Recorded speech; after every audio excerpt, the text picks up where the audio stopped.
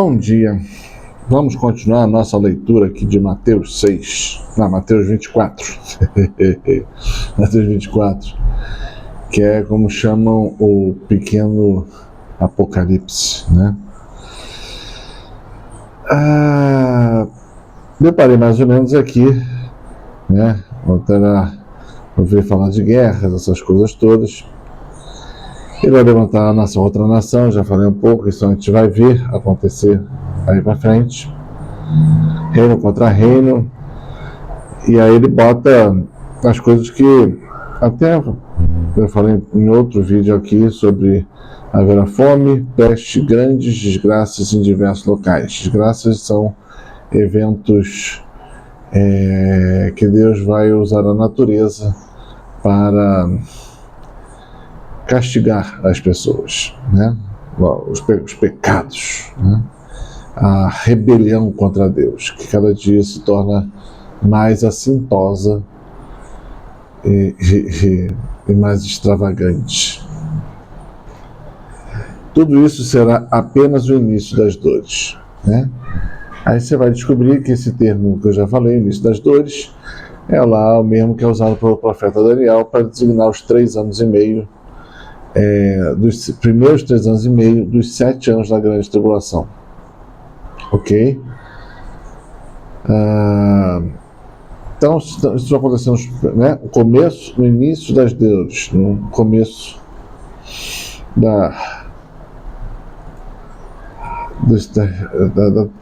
no começo dos 7 anos da grande tribulação. Mas isso é a primeira parte fácil. Está na parte fácil.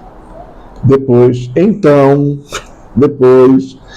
sereis entregues aos tormentos, sereis mortos, por minha causa, sereis mortos e por minha causa sereis objeto de ódio de todas as nações. Para aqui, né? Se você pegar lá no Apocalipse, agora não vou lembrar exatamente aonde, lá no final 18, ele vai falar isso, né? Que as desgraças que acontecerão sobre a terra, a culpa disso será colocado nos cristãos, nos católicos, né? Porque o Deus católico está aprovando aquilo. Mas eu acho que é engraçado, né?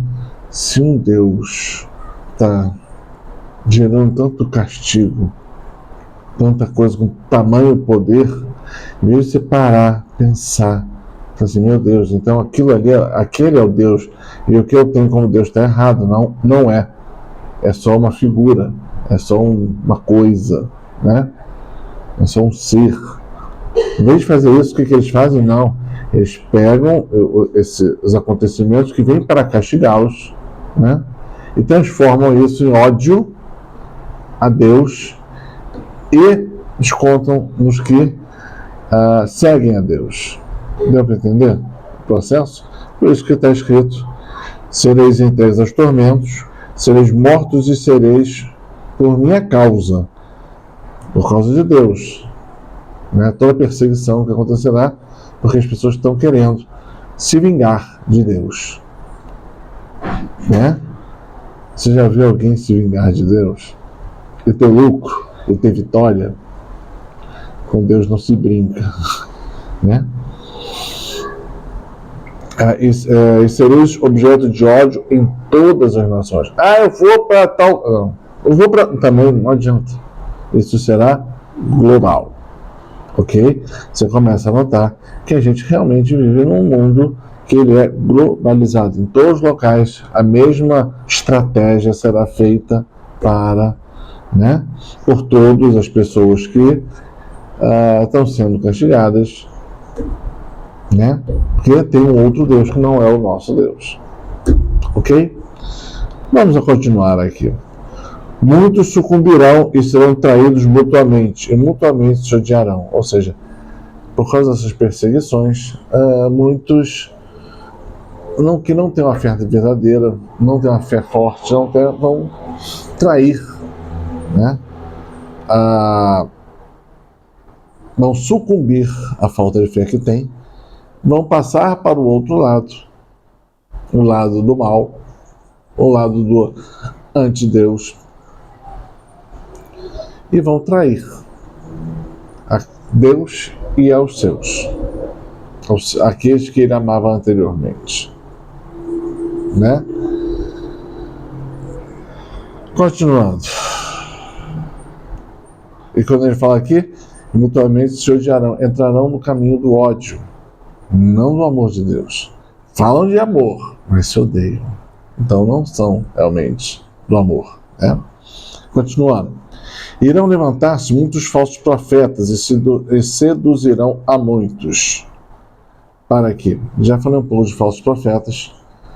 Vou falar, esses falsos profetas vão estar no mundo inteiro, né? Mesmo dentro da igreja católica, né?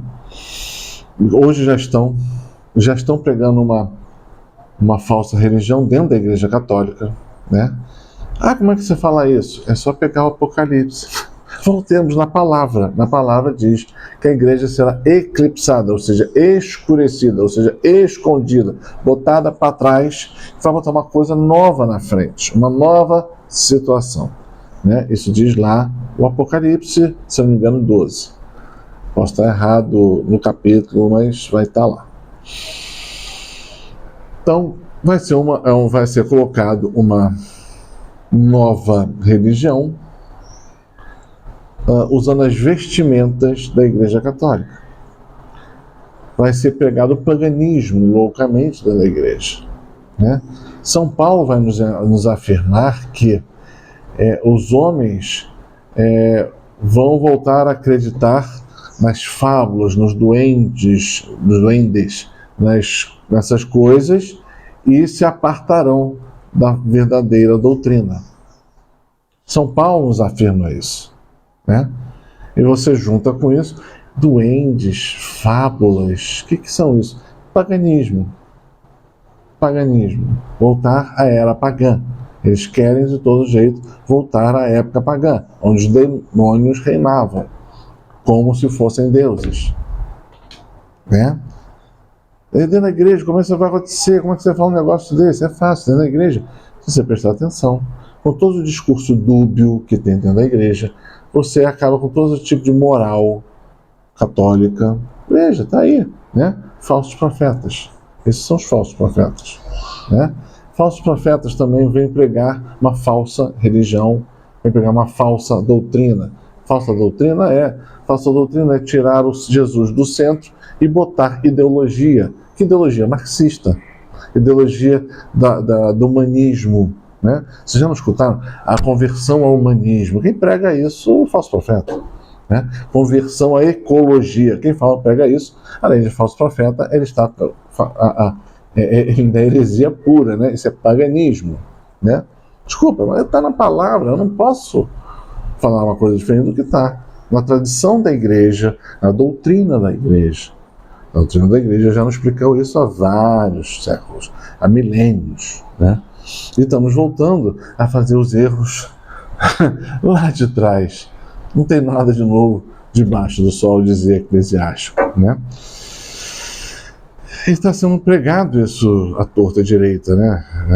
Casa de índio, né? Pregando a natureza como se fosse um deus. Agora, nessa como é que eu vou dizer? Nessa pregação da quaresma, estão falando de pecado ecológico, como se a natureza fosse Deus, né? Isso aqui é falso profeta.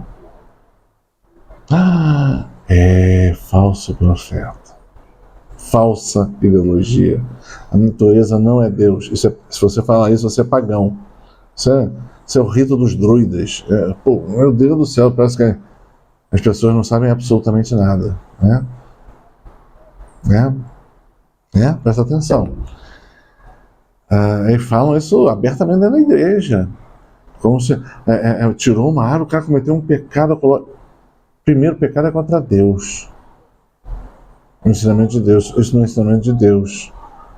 A natureza não é Deus, né? Vou botar até uma questão.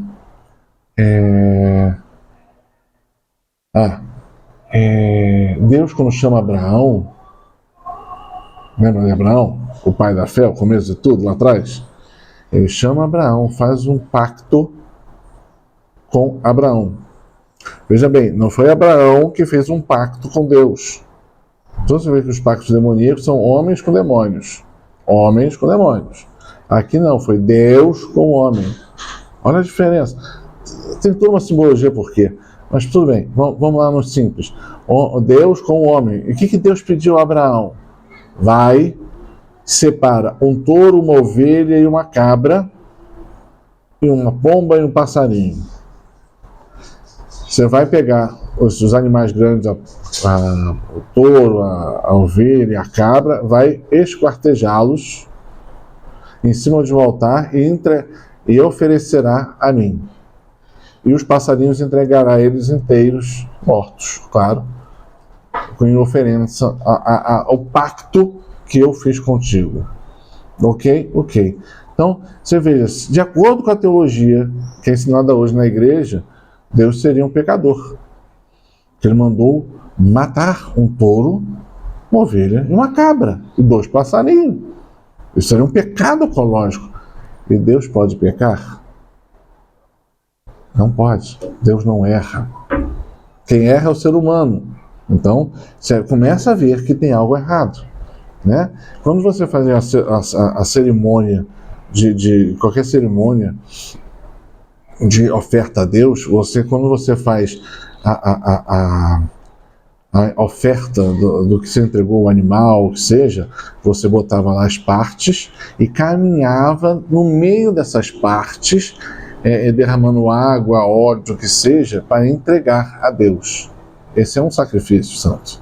Né? Assim que é feito. Como é que aconteceu no caso de Abraão e Deus? Deus pediu o sacrifício, Deus fez o pacto com Abraão. O que aconteceu? Depois que Abraão fez aquilo que Deus fez, esquartejou os animais, deixou lá em cima do local que era o local do sacrifício, né? O que aconteceu? Ele se afasta e aí Deus aparece para ele em forma de colunas de fogo, passa no meio dos animais, fazendo ele celebrando o pacto, e depois ele consome tudo. Né? Dá para ver a diferença? Né? Se as pessoas não conseguem ver essa diferença, em que quando é o Deus que faz, e quando é o homem que faz, e quando é o diabo que faz a coisa, você vai ser enganado pelos falsos profetas. Por isso que eu falo, tem que ler, tem que entender a tradição da igreja. Né? Eu estava lendo um texto hoje tão bonito lá de São Paulo falando, né, que ele é preso, tal, porque o que ele pregou? Ele pregou sobre os profetas e Moisés. E a pregação dele era baseada nos dois, e os dois dizendo que a coisa toda se realiza em Jesus Cristo, que é o Messias, o Filho de Deus vivo. Essa é a minha pregação também. Se a pregação não tiver esses eixos, querido, se não for Jesus o centro, se não for pregado na palavra, em cima do evangelho real, em cima dos profetas, do que Moisés disse, que Abraão disse, querido, você vai entrar para o lugar errado. Né? A igreja ensina isso. A igreja ensina isso. Sempre ensinou isso.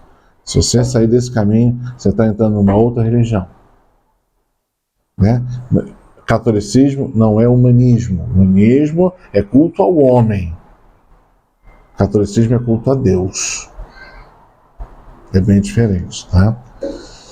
Continuando, passando pelos falsos profetas, vão vir, já estão aí, né? Só vão aumentar o seu número, o seu poder, e seduzirão a muitos.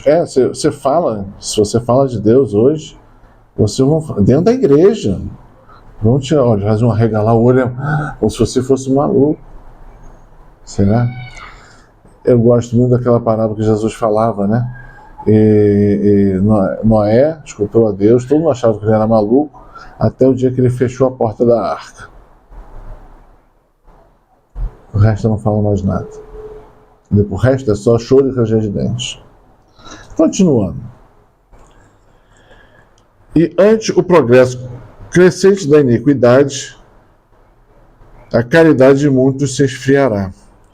Ou seja, o mundo vai entrar numa torpeza moral e de todos os conceitos de de certo ou errado, né? Vão ser invertidos, né? Que a caridade de muitos se esfriará. Caridade é que é o amor de Deus, ou seja, a fé de muitos vai se esfriar. Por quê? Estão vendo o mal prevalecer no mundo. Aí eu volto, a sua fé nos homens ou a sua fé em Deus? Se a sua fé é nos homens, a sua caridade vai se esfriar. Por quê? Você vê nas coisas do mundo a mão de Deus corrigindo. Mas no momento do castigo, Deus faz um silêncio e deixa todo o mal se elevar, né, aparecer, para que ele venha e tire. Mas aí só se o teu olho é na humanidade, na justiça humana, em juízos corretos, em governos corretos, sua caridade vai esfriar. Mas se tua fé realmente é em Deus, você sabe que isso vai acontecer. E você vai falar, meu Deus, está piorando muito. É porque está chegando a época da justiça divina. Então, é hora de ter mais fé. Dobra a tua fé em tuas orações. Porque vai estar chegando o momento da justiça. Ok? Mas aqueles que são fracos, a sua fé, a sua caridade esfriará. Continuando. Entretanto, aquele que perseverar até o fim será salvo. Ou seja, não é uma época de grandes valentias, é uma época de grande perseverança. Ou seja, permanecer na fé apesar de tudo. E quem fizer isso até o fim, até o passar de tudo, será salvo. Ok? Deus dá a chave. Deus sempre dá o caminho, é a chave. Este evangelho do reino será pregado pelo mundo inteiro para servir de testemunho a todas as nações, e então chegará o fim. Então, isso é uma chave. As pessoas não sabem o que é uma chave. Chave são pré-coisas, pré-situações, pré-acontecimentos que tem que acontecer antes que aconteça aquilo que Deus prometeu. Né? Então, o que Deus está falando que esse evangelho do reino de Deus, do reino dos céus, será pregado a todas as criaturas, ou seja, será pregado no mundo inteiro. Hoje já acontece. O mundo inteiro tem a pregação. Né? Então, essa chave já está ok. Né? E isso é uma pré-condição para que tudo isto aconteça. Porque Deus só iria fazer a sua justiça se tivesse falado antes da sua salvação. Se Deus é assim, não adianta, mas eu... Né? Deus age assim. Ok? Poxa, o vídeo já está grande. Eu vou parar aqui, depois eu começo em outro vídeo, senão fica muito longo. Tá bom? Paz e bem.